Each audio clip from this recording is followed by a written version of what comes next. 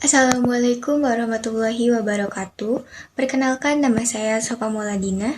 Di sini saya akan mempresentasikan pengantar statistika dan probabilistik pada sesi pertama mata kuliah statistik dan probabilistik dosen pengampu Dita Diana Dewi MStat. Baik, langsung saja ke pembahasan materi. Pertama, diawali dengan sejarah statistika. Sejarah penggunaan data telah ada sejak sebelum abad ke-18, di mana negara-negara seperti Babylon, Mesir, dan Roma mencatat tentang nama, usia, jenis kelamin, pekerjaan, dan jumlah anggota keluarga. Pada tahun 1500, pemerintah Inggris mulai mencatat kematian mingguan dan pada tahun 1662, catatan kelahiran dan kematian dikembangkan. Selanjutnya, pengertian statistik. Secara umum, orang seringkali tidak membedakan antara istilah statistika dan statistik. Istilah statistik berasal dari bahasa Latin yaitu status yang berarti negara. Dalam bahasa Inggris disebut stage. Jika definisi statistik sebagai sekumpulan angka tidak membingungkan perbedaan antara data dan metode sehingga data tersebut dapat diimplementasikan, maka data tersebut dapat berbicara. Dalam hal ini, data disajikan dalam bentuk tabel atau diagram, kemudian dianalisis dan disimpulkan. Adapun peranan statistik. Metode statistik adalah prosedur yang digunakan dalam pengumpulan, penyajian, analisis, dan interpretasi data. Secara umum, statistika sebagai ilmu dibedakan menjadi dua jenis.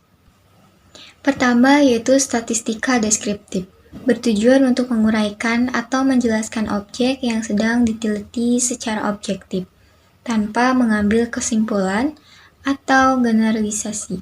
Dalam analisis deskriptif ini diuraikan metode-metode penyajian data dalam bentuk tabel dan grafik, perhitungan rata-rata mean, modus, median, rentang, dan deviasi standar. Kedua yaitu statistika inferensial, bertujuan untuk melakukan inferensi. Sebelum melakukan inferensi, dilakukan asumsi yang didapat dari statistika deskriptif. Selanjutnya yaitu peranan data. Semua aktivitas yang terkait dalam statistik selalu terkait dengan informasi. Definisi informasi adalah fakta yang akurat dan konkret. Informasi merupakan bentuk jamak dari data. Data adalah keterangan atau informasi yang diperoleh dari pengamatan tertentu, sedangkan informasi mencakup semua keterangan atau informasi yang dapat memberikan gambaran tentang suatu situasi. Berikut adalah peranan dan syarat data. 1. Untuk meramalkan, 2. Untuk penelitian, 3. Untuk mengatur kualitas barang, 4. Untuk produktivitas, dan 5. Untuk memperbaiki proses eksperimen. Selanjutnya, syarat data. 1. Data harus objektif, sesuai dengan keadaan sebenarnya. 2.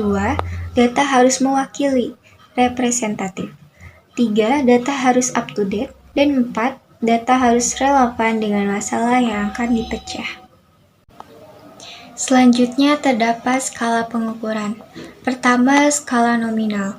Skala yang paling sederhana disusun menurut jenis atau kategori hanya sebagai simbol untuk membedakan sebuah karakteristik dengan karakteristik lainnya.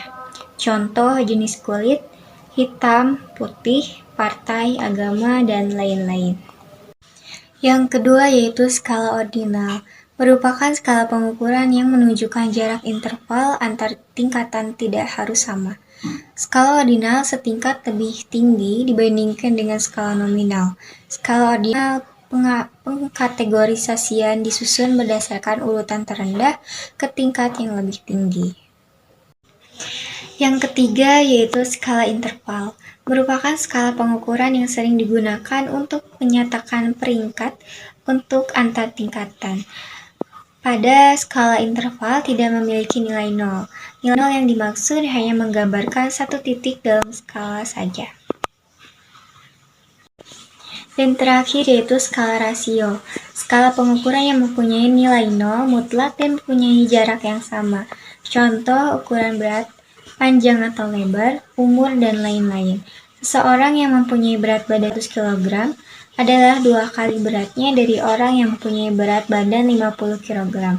Jika berat suatu benda adalah 0, maka benda tersebut benar-benar tidak mempunyai berat. Hal ini menunjukkan kepada kita bahwa angka 0 mempunyai arti tersendiri. 0 adalah mutlak adanya.